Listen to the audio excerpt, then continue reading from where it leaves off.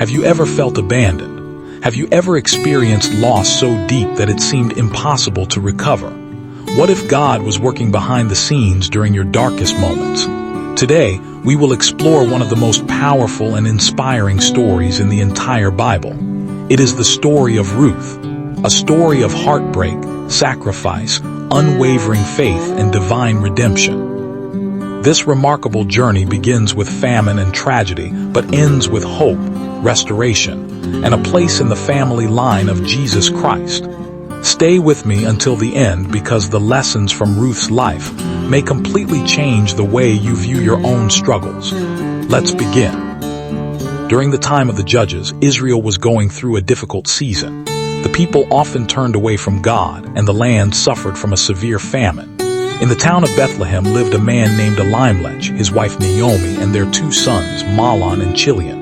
Because of the famine, Elimelech decided to move his family to the land of Moab. They were searching for food, security, and a better future. At first, the move may have seemed like the right decision, but soon tragedy struck. Elimelech died. Naomi suddenly found herself a widow in a foreign land. Despite the pain, life continued. Naomi's two sons married Moabite women. One was named Orpah, the other was named Ruth. For about 10 years they lived in Moab. Then another devastating tragedy occurred. Both Mahlon and Chilion died. Naomi had now lost her husband and both of her sons. Her heart was crushed. Her future appeared hopeless. The woman who once had a complete family now stood alone. Then Naomi heard that God had visited his people in Bethlehem and that food had returned to the land. She decided it was time to go home. As Naomi began her journey back to Bethlehem, Ruth and Orpah traveled with her. Along the way, Naomi stopped and spoke to them. She urged them to return to their families. She wanted them to find new husbands and build new lives in Moab. Orpah wept. After embracing Naomi, she returned home. But Ruth made a different choice. She refused to leave. She chose loyalty. She chose faith. She chose God. In one of the most beautiful declarations ever recorded in Scripture, Ruth said, "Where you go I will go, and where you stay I will stay. Your people will be my people, and your God my God." These were not just words, they were a commitment. Ruth was leaving everything familiar behind. She was leaving her homeland. She was leaving her culture. She was leaving her past. She was placing her future entirely in God's hands. Together, Naomi and Ruth arrived in Bethlehem. The people were surprised to see Naomi. Years had passed. Life had changed her. Pain had marked her heart. Naomi told the people, "Do not call me Naomi. Call me Mara, because the Almighty has made my life very bitter." Naomi believed she had returned empty, but she did not realize that God was already preparing a miracle. The Bible tells us that they arrived in Bethlehem at the beginning of the barley harvest. What appeared to be a simple detail was actually the beginning of God's restoration. Since Naomi and Ruth were poor, Ruth went out into the fields to gather leftover grain. God's law allowed the poor to collect grain left behind by harvesters. This was how Ruth hoped to provide food for herself and Naomi. As she worked in the field, something extraordinary happened. The field where Ruth found herself belonged to a wealthy and respected man named Boaz. This was no accident. This was divine providence. God was guiding every step. Boaz arrived at the field and noticed Ruth. He asked his workers about her. They explained who she was. They told him how she had left her homeland to care for Naomi. Boaz was deeply impressed by Ruth's character. He approached her and spoke kindly. He told her to remain in his fields where she would be safe. He instructed his workers not to harm her. He invited her to drink water alongside his servants. Then Boaz said something remarkable. He said, "May the Lord repay you for what you have done. May you be richly rewarded by the Lord, the God of Israel, under whose wings you have come to take refuge." Ruth was overwhelmed by such kindness. She continued working diligently throughout the day. When she returned home that evening, she carried far more grain than Naomi expected. Naomi asked where she had gathered such a large harvest. When Ruth told her about Boaz, Naomi's eyes filled with hope. Boaz was not just any man. He was a relative. According to Israelite law, he was eligible to become a kinsman redeemer. A kinsman redeemer was a close family member who could help restore a family facing hardship and loss. For the first time in a long while, Naomi began to see hope. As the harvest season continued, Ruth worked faithfully in Boaz's fields.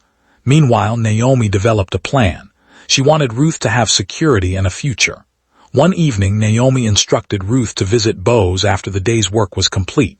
Ruth obeyed. She approached Boaz respectfully and humbly. When Boaz awoke and saw Ruth, he asked who she was. Ruth replied, "I am your servant Ruth. Spread the corner of your garment over me, since you are a guardian redeemer of our family." This was a respectful request. Ruth was asking Boaz to fulfill his role as redeemer. Boaz was deeply moved. He praised Ruth for her noble character and faithfulness. But there was one complication.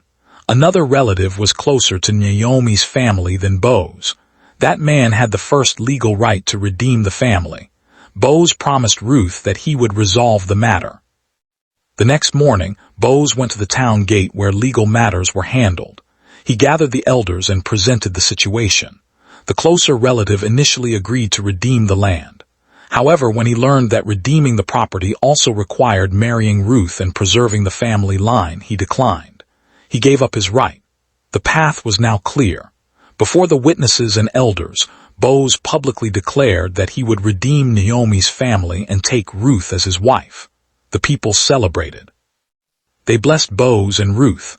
What began with sorrow was now turning into joy. Soon Boaz and Ruth were married. God blessed their union. In time they had a son. His name was Obed. The women of Bethlehem rejoiced with Naomi. They praised God for his faithfulness. Naomi, who once believed she had returned empty, now held her grandson in her arms. The woman who had called herself bitter was experiencing restoration. The God who seemed distant had been working all along. But the story does not end there. Obed grew up and became the father of Jesse. Jesse became the father of King David. Generations later, from the same family line came Jesus Christ, the Savior of the world. Think about that. A Moabite widow who chose faith in the God of Israel became part of God's plan to bring salvation to humanity. What an incredible testimony of God's grace. The story of Ruth teaches us that God sees our pain. He sees our tears. He sees every act of faithfulness. Even when we cannot see his hand, he is still working. When Naomi thought her life was over, God was preparing restoration. When Ruth stepped out in faith, God guided her path. When circumstances seemed impossible, God provided a redeemer. And just as Boaz redeemed Ruth, Jesus Christ became our redeemer. He came to rescue us from sin, restore our relationship with God, and give us eternal hope. No matter what season you are facing today, remember this. Your story is not finished. God is still writing the next chapter. The same God who guided Ruth is guiding you. The same God who restored Naomi can restore you. The same God who provided a redeemer has provided salvation through Jesus Christ. Trust him. Follow him. Remain faithful, because God's plans are always greater than what we can see. If this story encouraged you, take a moment to type "God is faithful" in the comments below. Share this video with someone who needs hope today. And don't forget to subscribe for more inspiring Bible stories, powerful prayers, and faith-building messages. Thank you for watching. May God bless you abundantly. And remember, even in the darkest season, God is working for your good. See you in the next video.